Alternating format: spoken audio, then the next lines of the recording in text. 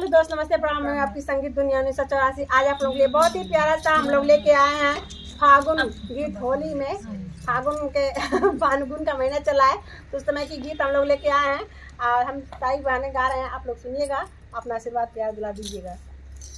फागुन के दिन आइल हमार पिया, फागुन के दिन आइल हमार पिया, फागुन के दिन आइल हमार पिया, फागुन के दिन आइल हमार पिया, फागुन के दिन आइल हमार पिया, फागुन के दिन आइल हमार पिया, फागुन के दिन आइल हमार पिया, फागुन के दिन आइल हमार पिया। घर तू ही चली आवा हमार पिया, घर तू ही चली आवा हमार पिया, अगर तू ही चली आवा हमार पिया, अगर तू ही चली आवा हमार पिया। फागुन के दिन आइल हमार पिया,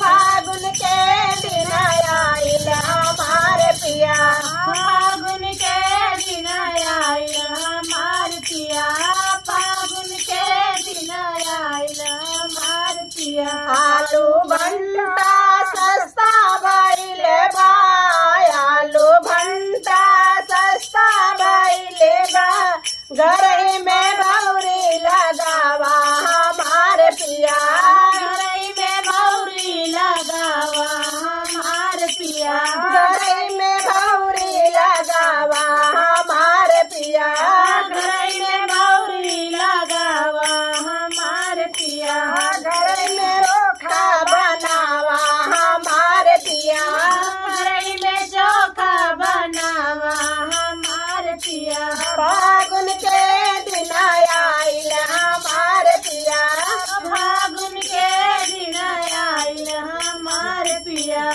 फागुन के दिन आइल हमार पिया, फागुन के दिन आइल हमार पिया। खटिया चौकी पर झाड़ा लगेला, खटिया चौकी पर झाड़ा लगेला, झाड़ा लगेला हो झाड़ा लगेला, मखमल के गद्दा बिछावा हमार पिया, मखमल के गादा बिछावा हमार पिया, मखमल के गद्दा बिछावा हमार पिया, मखमल के गादा बिछावा हमार पिया। फागुन के दिन आइल हमार पिया, फागुन के दिन आइल हमार पिया, फागुन के दिन आइल हमार पिया, फागुन के दिन आइल हमार पिया।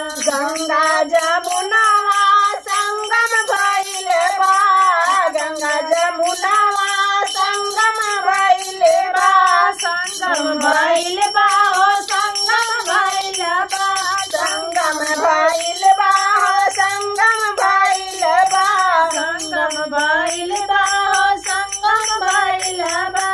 गंगा जमुना के मेला लगल बा, गंगा यमुना के मेला लगल बा, गंगा जमुना के मेला लगल बा, गंगा यमुना के मेला लगल बा। सैया डुबकी लगावा हमार पिया, संगई में डुबकी लगावा हमार पिया, संग में डुबकी लगावा हमार पिया, संग में डुबकी लगावा हमार पिया। फागुन के दिन आइल हमार पिया, फागुन के दिन आइल हमार पिया, फागुन के दिन आइल हमार पिया, फागुन के दिन आइल हमार पिया, फागुन के दिन आइल हमार पिया, फागुन के दिन आइल हमार पिया, फागुन के दिन आइल हमार फागुन के दिन आइल हमारे पिया। जय श्री राम। जय श्री राम। गीत कैसी लगी?